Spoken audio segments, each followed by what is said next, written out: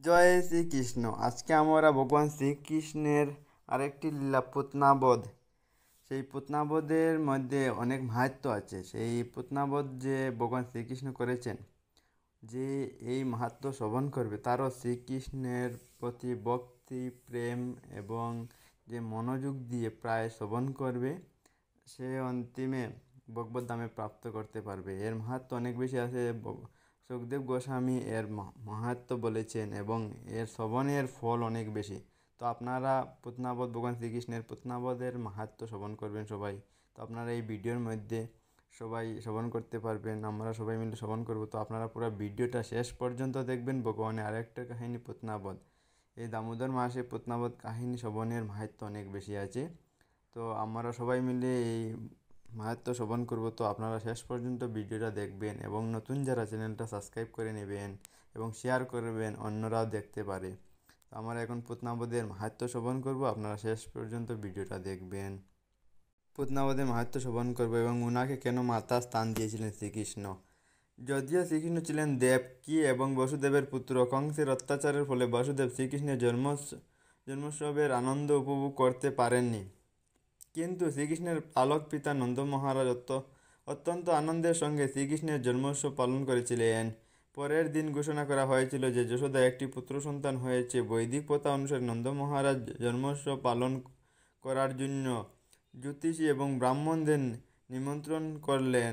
শিশুর জন্মের পরে জ্যোতিষীরা তার জন্মলগ্নের গণনা করে কুষ্টি তৈরি করলেন। জন্মোৎসবের পর নন্দ মহারাজ ঠিক করলেন কংসকে কর দেওয়ার জন্য মথুরা যাবেন।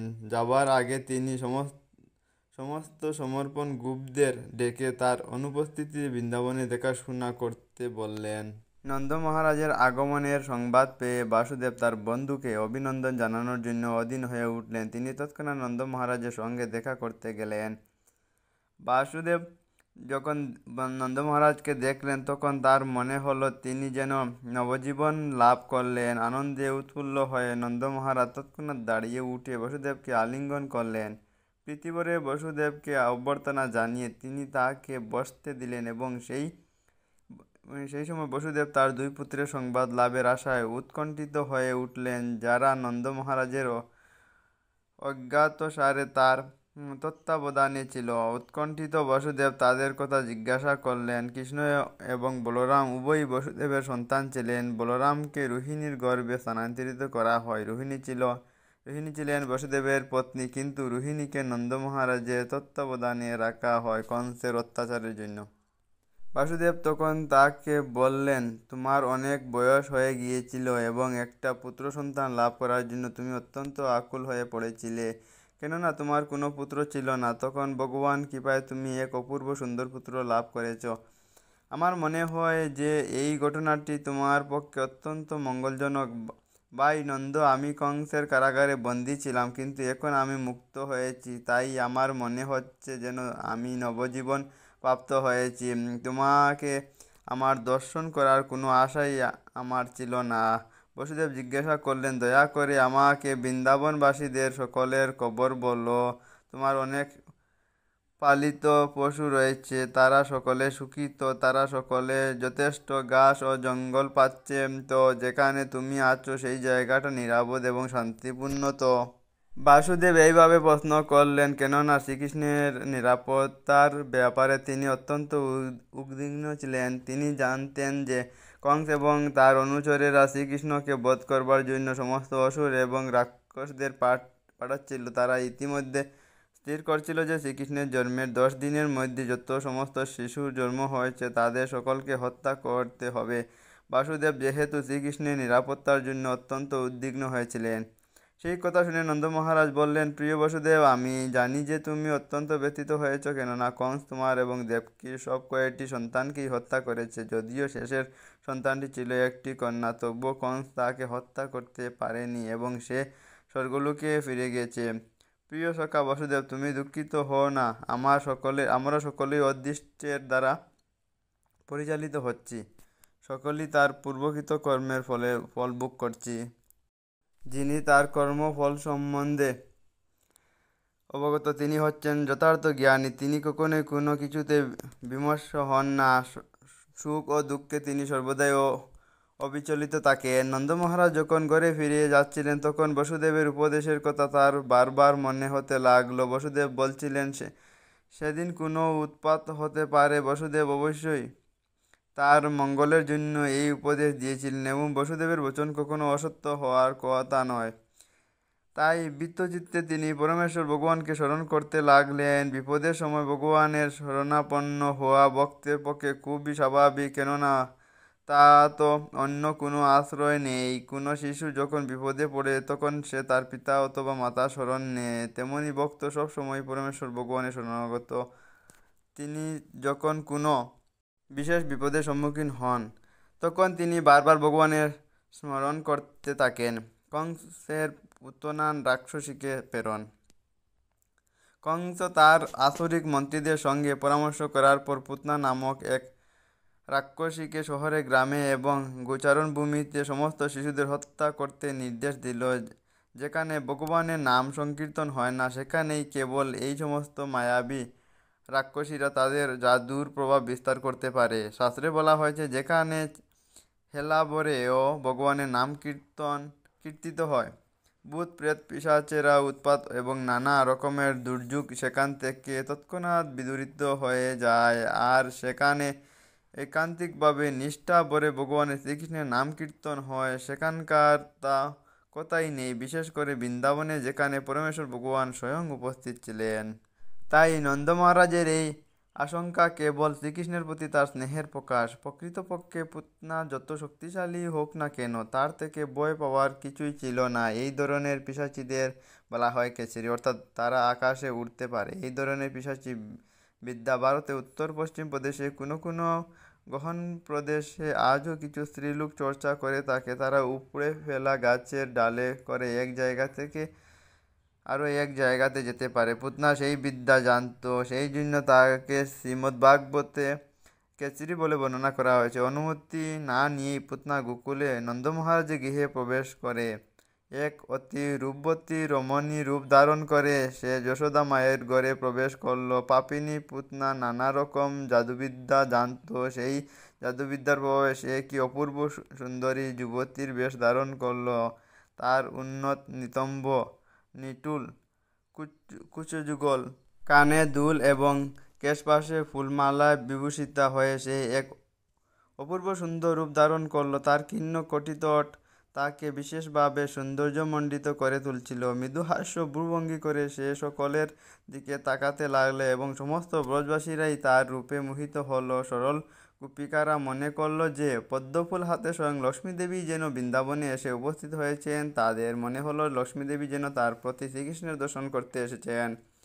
পুতনার অপূর্ব রূপ সুন্দর দর্শন করে কেউ তাকে বাধা দিল না এবং সে নির্বিঘ্নে নন্দ মহারাজের গৃহে প্রবেশ করল। শিশুঘাতিনী পুতনা দেখল যে শ্রীকৃষ্ণ একটা শয্যার উপরে শুয়ে আছেন এবং সে বুঝতে পারল যে সেই শিশুটির মধ্যে এক অজেয় শক্তি নিহিত রয়েছে। পুতনা ভাবল এই শিশুটি এত শক্তিশালী যে নিমিষেই মধ্যে সে সমস্ত ব্রহ্মাণ্ডকে ধ্বংস করে ফেলতে পারে।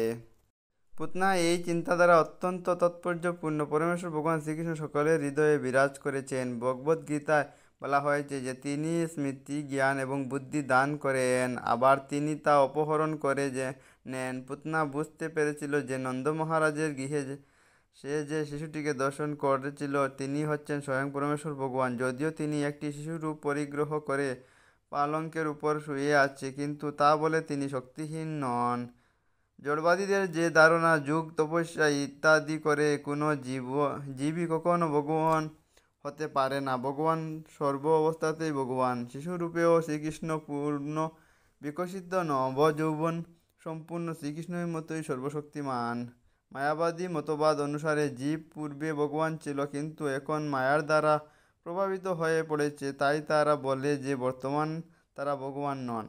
কিন্তু যখন তারা মায়ার প্রভাব থেকে মুক্ত হবে তখন তারা আবার ভগবান হয়ে যাবে। এই ধারণাটা সম্পূর্ণ ভ্রান্ত। জীব হচ্ছে পরমেশ্বর ভগবানের অনুসদৃশ্য বিভিন্ন অংশ। অগ্নিস্ফুলিঙ্গ যেমন অগ্নি বিভিন্ন অংশ, জীবও তেমনি ভগবানের বিভিন্ন অংশ। সে কখনোই শ্রীকৃষ্ণরূপী বরাট অগ্নি হতে পারে না। বাসুদেব এবং দেবকী শিশু সন্তান রূপে আবির্ভূত হলেও শ্রীকৃষ্ণ পূর্ণ পুরুষোত্তম পরমেশ্বর ভগবান। একটি ছোট শিশুর মতো শ্রীকৃষ্ণ তার চোখ দুটি বন্ধ করলেন, যেন তিনি পুতনার মুখ দর্শন করতে চাইলেন না। ভগবতেরাও বিভিন্নভাবে শ্রীকৃষ্ণের এই চোখ বন্ধ করার কারণ বিশ্লেষণ করেছেন। অনেকে বলে যে অসংখ্য শিশুঘাতিনী পুতনা যে এখন তাকে হত্যা করবার অভিপ্রায় নিয়ে এসেছে, সেই পাপিনী পুতনার মুখ দর্শন করতে চাননি বলে শ্রীকৃষ্ণ তার চোখ বন্ধ করেছিলেন। কেউ কেউ আবার বলেন যে তিনি স্বাভাবিক কিছু একটা করতে যাচ্ছিলেন, তাই তিনি চোখ বন্ধ করেছিলেন যাতে পুতনা ভয় না পায়। অনেকে আবার বলে যে অসুরদের সংহার করার জন্য এবং ভক্তদের রক্ষা করার জন্য শ্রীকৃষ্ণ আবির্ভূত হয়েছেন, যে কথা ভাগবত গীতায় বর্ণিত হয়েছে, পরিত্রাণায় সাধুনাম বিনাশানায় চতুষ্কৃতাম। প্রথমে যে অসুরটিকে তিনি সংহার করতে যাচ্ছিলেন সে হচ্ছে একটি স্ত্রীলোক, এবং বৈদিক শাস্ত্র নির্দেশ অনুসারে নিষেধ হলেও শ্রীকৃষ্ণ পুতনাকে হত্যা করাতে বাধ্য হয়েছিলেন, তাই তিনি চোখ বন্ধ না করে পারছিলেন। আবার কেউ কেউ বলে যে পুতনাকে শ্রীকৃষ্ণ তার দাত্রী বলে মনে করেছিলেন, তাই শ্রীকৃষ্ণ তার চোখ বন্ধ করেছিলেন। পুতনা এসেছিল ভগবানকে তার স্তন্যদান করবার জন্য। শ্রীকৃষ্ণ এতই কৃপাময় যে যদিও তিনি জানতে যে পুতনা তাকে হত্যা করবার অভিপ্রায় নিয়ে এসেছে, কিন্তু তবুও তিনি তাকে তার দাত্রী বা মাতৃরূপে গ্রহণ করেছিলেন।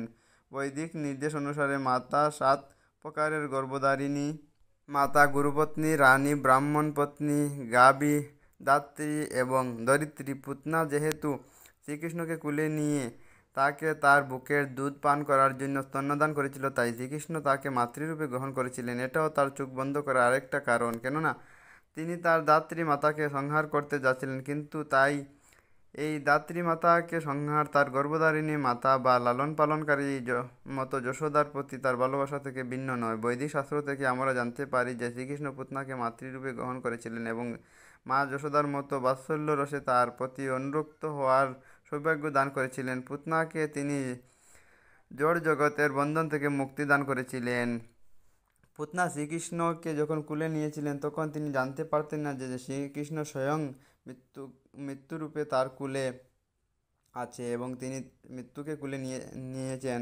কোনো মানুষ যখন একটা দড়ি মনে করে একটা সাপকে তুলে নেয় তখন তার মৃত্যু অবশ্যম্ভাবী হয়, তেমন শ্রীকৃষ্ণের কাছে আসার আগে পুতনা অসংখ্য শিশু হত্যা করেছিল, কিন্তু তখন সে তার অবশ্যম্ভাবী মৃত্যুস্বরূপ কালসর্পকে তার কুলে তুলে নিচ্ছিল। পুতনা যখন শিশু শ্রীকৃষ্ণকে তার কুলে তুলে নিচ্ছিল তখন রোহিণী এবং যশোদা উভয়ই সেখানে উপস্থিত ছিলেন, কিন্তু তারা তাকে নিষেধ করেনি, কেননা সে এত সুন্দর সজ্জায় ভূষিতা ছিল এবং তাছাড়া শ্রীকৃষ্ণের প্রতি সে বাৎসল্য স্নেহ প্রদর্শন করেছিল, তাতে তাদের মনে কোনো সন্দেহ স্থান পায়নি।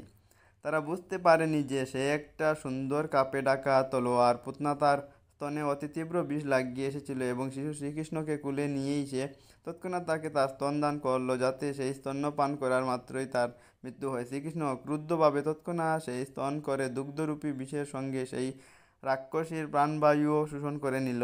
শ্রীকৃষ্ণ এতই কৃপাময় যে সেই রাক্ষসী যেহেতু তার বুকের দুগ্ধ দান করার জন্য তার কাছে এসেছিল, তাই তিনি তার মনোবাঞ্ছা পূর্ণ করেছিলেন এবং তার সেই কার্যকলাপ মাতৃবৎস বলে গ্রহণ করেছিলেন। তার বিবৎস কার্যকলাপ বন্ধ করার জন্য তাকে তৎক্ষণাৎ সংহার করেছিলেন, আর শ্রীকৃষ্ণ দ্বারা নিহত হওয়ার ফলে সে মুক্তিলাভ করেছিল। শ্রীকৃষ্ণ যখন তার প্রাণবায়ু শুষে নিল তখন পুতনা হাত পা ছড়িয়ে মাটিতে লুটিয়ে পড়ে আর্তনাদ করতে লাগলো, ছেড়ে দাও, আমাকে ছেড়ে দাও। সে বিকটভাবে আর্তনাদ করতে করতে যখন তার মৃত্যু হলো তখন চারিদিকে এক প্রচণ্ড শব্দ হলো, নদ নদী গিরিতরু দড়ি কেঁপে উঠল। লোকেরা মনে করলো যেন চারিদিকে বজ্রপাত হচ্ছে। এইভাবে পুতনা রাক্ষসীর বিভীষিকা সমাপ্ত হলো। তখন বিরাট রাক্ষসীর রূপে প্রকট হয়ে পেল, তা হাত পা ছড়িয়ে সে মাটিতে লুটিয়ে পড়ল এবং তখন মুখ হাঁ হয়ে রইল। ইন্দ্রের বজ্রপাত বৃত্তাসুর যেভাবে পতন হয়েছিল, পুতনাও ঠিক সেইভাবে পতন হলো।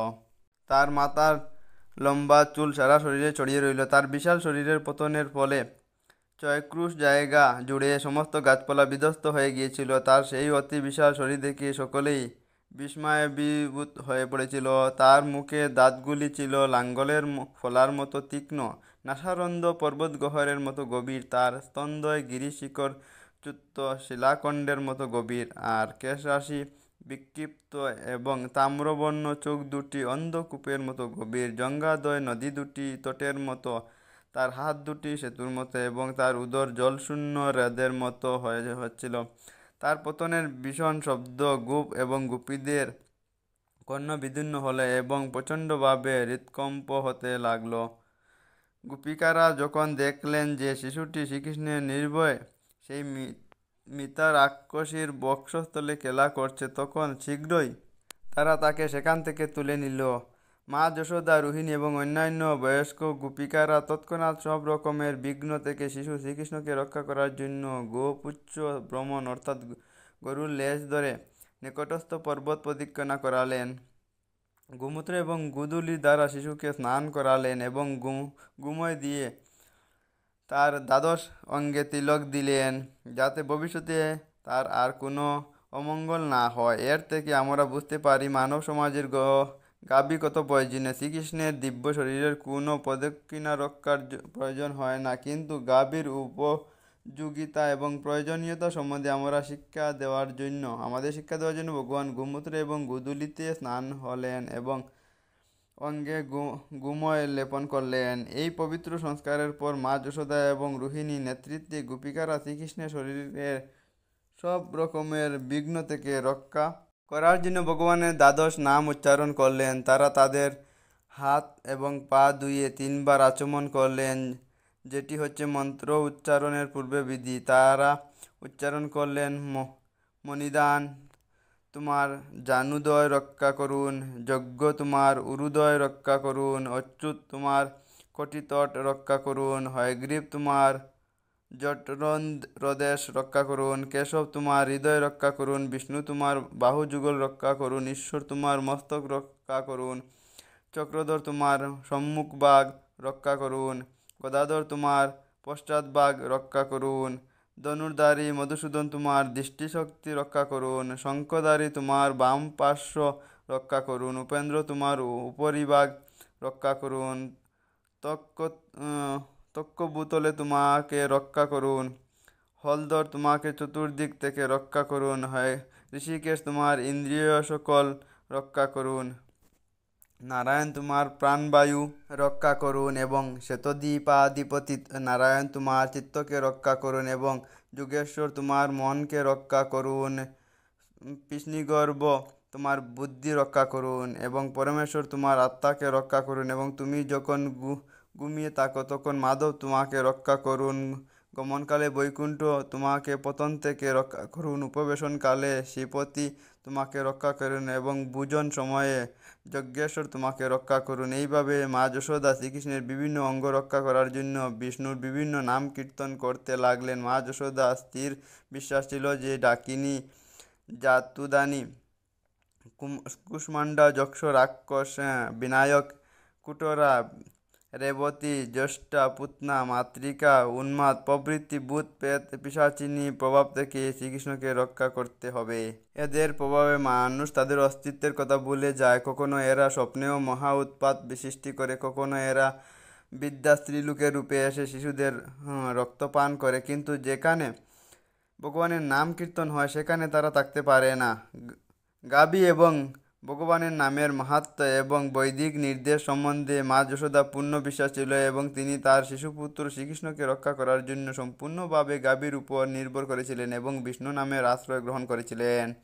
তিনি বিষ্ণুর দিব্য নামসমূহ কীর্তন করেছিলেন যাতে তিনি তার শিশুপুত্রটিকে রক্ষা করেন। বৈদিক সংস্কৃতি অনাদিকাল থেকে গোরক্ষা এবং ভগবানের নাম কীর্তনের সুযোগ গ্রহণ করে আছে। যারা বৈদিক প্রথা অনুসরণ করে আসছেন, বিশেষ করে গৃহস্থরা, তারা তাদের বাড়িতে অন্ততপক্ষে 12টি গাভী পালন করেন এবং শ্রী বিষ্ণুর অর্চা বিগ্রহে উপাসনা করেন। বৃন্দাবনে বয়স্ক গোপিকারা শ্রীকৃষ্ণের প্রতি ভালোবাসায় এতই মগ্ন ছিল যে তারা রক্ষা করার জন্য তারা আকুল হয়ে উঠেছিলেন, যদিও তা রক্ষার কোনো প্রয়োজন হয় না, কেননা ইতিমধ্যে তিনি নিজেকে রক্ষা করেছেন। তারা জানতেন না যে শ্রীকৃষ্ণই হচ্ছেন পরমেশ্বর ভগবান এবং এখন তিনি একটি শিশুরূপে তাদের সঙ্গে খেলা করছেন। শ্রীকৃষ্ণকে রক্ষা করার জন্য সমস্ত অনুষ্ঠানগুলি সম্পূর্ণ হলে পরে মা যশোদা শ্রীকৃষ্ণকে তার দুধ পান করার জন্য স্তন দান করলেন। বিষ্ণু মন্ত্র উচ্চারণ করার পর মা যশোদা মনে হলো যে তার শিশু সন্তানটি এখন সম্পূর্ণ নিরাপত্তা। ইতিমধ্যে যে সমস্ত গোপেরা রাজাকে কর দেওয়ার জন্য মথুরায় গিয়েছিল, তারা ফিরে এসে পুতনার বিশাল শরীর দর্শন করে অত্যন্ত বিস্মিত হলেন।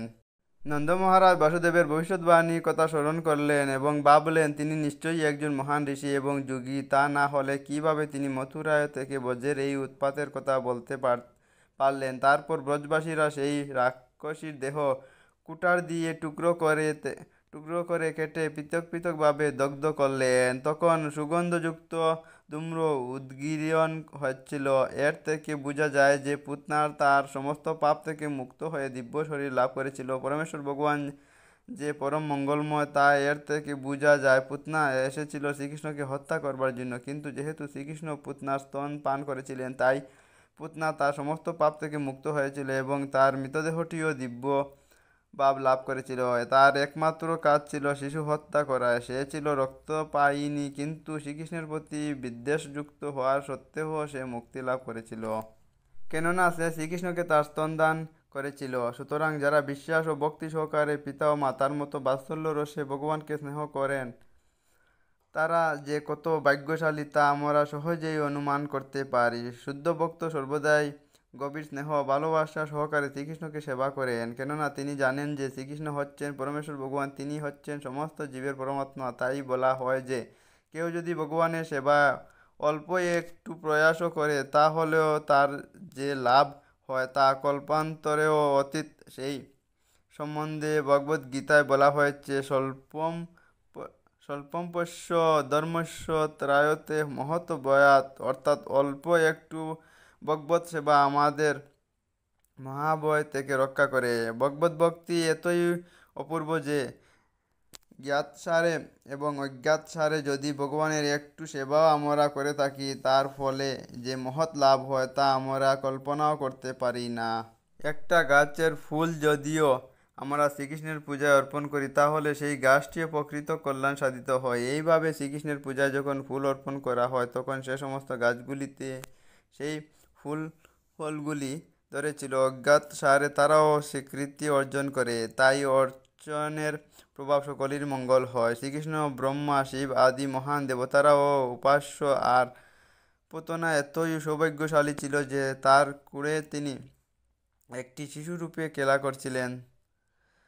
মুনি ঋষিরা শ্রীকৃষ্ণের যে চরণ কমলের ধ্যান করেন তা পুতনার শরীর স্পর্শ করেছিল। মানুষ শ্রীকৃষ্ণকে ভক্তিভাবে নানা রকমের আহার্য নিবেদন করে শ্রীকৃষ্ণ স্বেচ্ছায় পুতনার স্তন্যপান করেছিলেন। ভক্তরা তাই প্রার্থনা করেন যে বৈরীভাপন্ন হয়ে শ্রীকৃষ্ণকে কিছু দান করার ফলে পুতনা যদি এই রকমের সৌভাগ্য অর্জন করতে পারে তাহলে ভক্তিভরে শ্রীকৃষ্ণকে আরাধনা করলে যে কী লাভ হবে সেটা যে কল্পনা করতে পারা যায় না।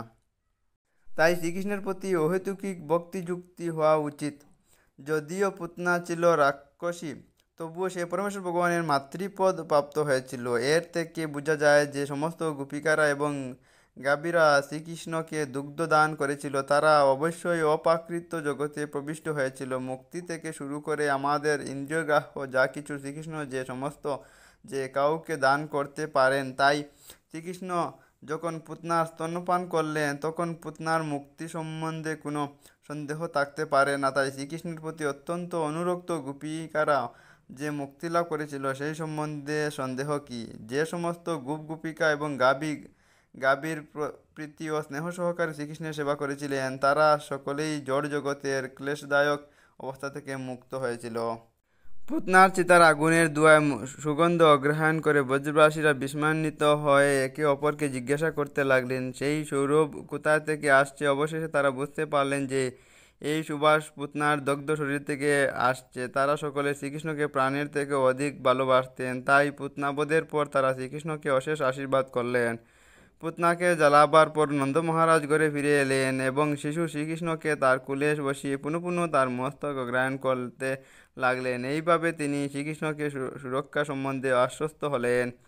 শ্রীল সুখদেব গোস্বামী শ্রীকৃষ্ণের দ্বারা পুতনাবধ সংবাদ শ্রবণকারী সমস্ত শ্রোতাদের আশীর্বাদ প্রদান করলেন। এই সমস্ত শ্রোতারা অবশ্যই গোবিন্দের শ্রীচরণারবিন্দে অহেতুকী এবং অপ্রতিহত ভক্তি লাভ করবেন। যারাই শ্রবণ করবেন তারাও সেই শ্রীকৃষ্ণের অপ্রতিহত অহেতুকী ভক্তি লাভ করবেন। তো এই পুতনা বধের লীলা আপনারা সবাই মনোযোগ দিয়ে শ্রবণ করবেন। সবাই এই ভগবানের যত লীলা আছে সম্পূর্ণ লীলাগুলো আপনারা শ্রবণ করবেন। জয় শ্রীকৃষ্ণ, রাধে রাধে। এখানে ভিডিওটা শেষ করলাম। পরবর্তী ভিডিওতে আমরা আসবো শ্রীকৃষ্ণের অন্য একটা লীলা নিয়ে আসবো। তো আপনারা দেখতে থাকবেন। ভিডিওটা যখন আসবে তখন আপনারা দেখবেন, সেই লীলা শ্রবণ করবেন সবাই। জয় শ্রীকৃষ্ণ, রাধে রাধে।